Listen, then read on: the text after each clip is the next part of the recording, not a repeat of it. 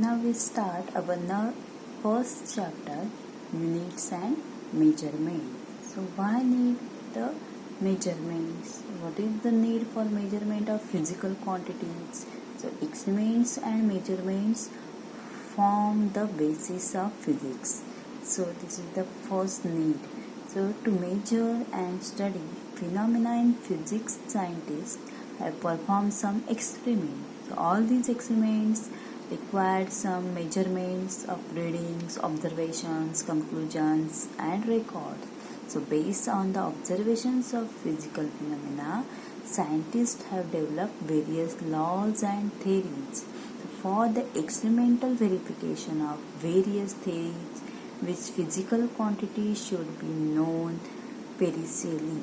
Hence, proper measurement of physical quantities with proper instruments are necessary. Okay, so this is the major need for the measurements. Now, what is the unit? So, what is the units? So, here can you recall part? The first question is what is a unit? So, definition of unit is it is a arbitrary standard used to measure various types of physical quantities. Or another definition is the reference standard used for the measurement of physical quantity is called the unit of that physical quantity. For example, units are meter, centimeter for the measurement of length, gram, kilogram for the measurement of mass, second, minutes, hour for the measurement of time. So all these are units. So your second question is which units have you used in a laboratory for measuring? First, length. You already know that length in meter, centimeter. Mass, kg, gram. Time, we know that second, minutes. And temperature in Kelvin. Okay. Now third question is which system of units have you used? Which system? We already know the SI system. Okay. Standard System International. This is the SI system mostly we use. And CGS system, the centimeter gram second system. Okay. So what is the characteristics of good units? So which are characteristics of good units? The first characteristic is it should be well defined. And second one is it should be easily available and reproducible at all places, because it's not variable for place to place. So it's the standard form of units. Okay. And third characteristic is it should not perishable. Then fourth one is it should be invariable. Then next one is it should be universally accepted. Means all were using a same unit in universe. The next one is it should be comparable to the size of the measured physical quantity. And last one, it must be easy to form multiples or submultiples of the units. So this is the all characteristics for good units. So in this chapter, our first point is system of units. So what is the system of units? So units are classified into two groups, fundamental units and derived units.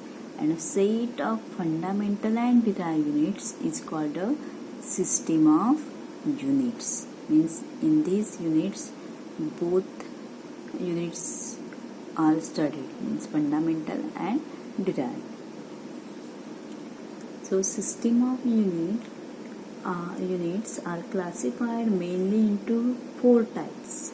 First one, CGS, centimeter gram second system. So it is stand for centimeter, gram, second system.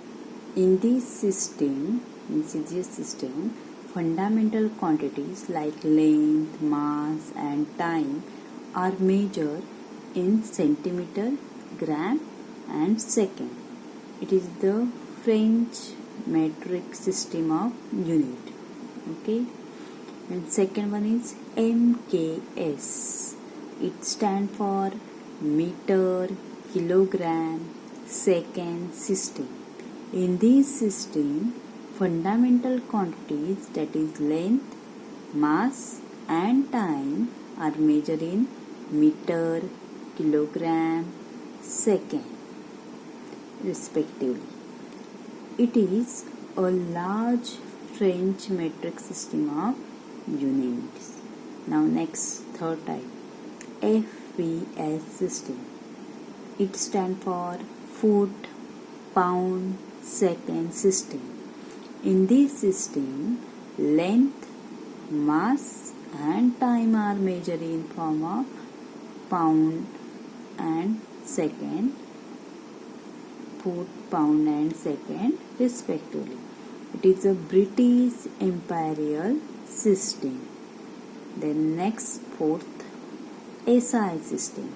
It stands for Standard International System, and this system has replaced all other systems mentioned above. It has been internationally accepted and is best being used all over world.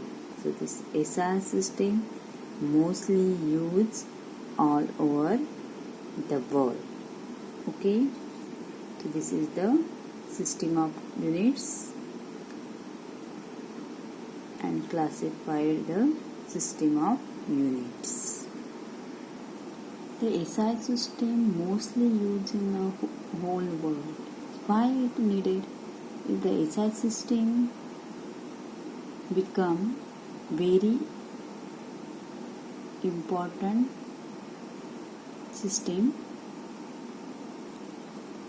why it needed? Use of different system of units become very inconvenient for exchanging scientific information between different parts of the world. So to overcome this difficulty, it became necessary to develop a common system of units, and this system of units is called a System International D units, and it is abbreviated as SI unit. So SI unit consists of 7 fundamental units and 2 supplementary units and large number of derived units. So nowadays SI unit has replaced all the other systems of units and is greatly used to exchange scientific data between different parts of the world.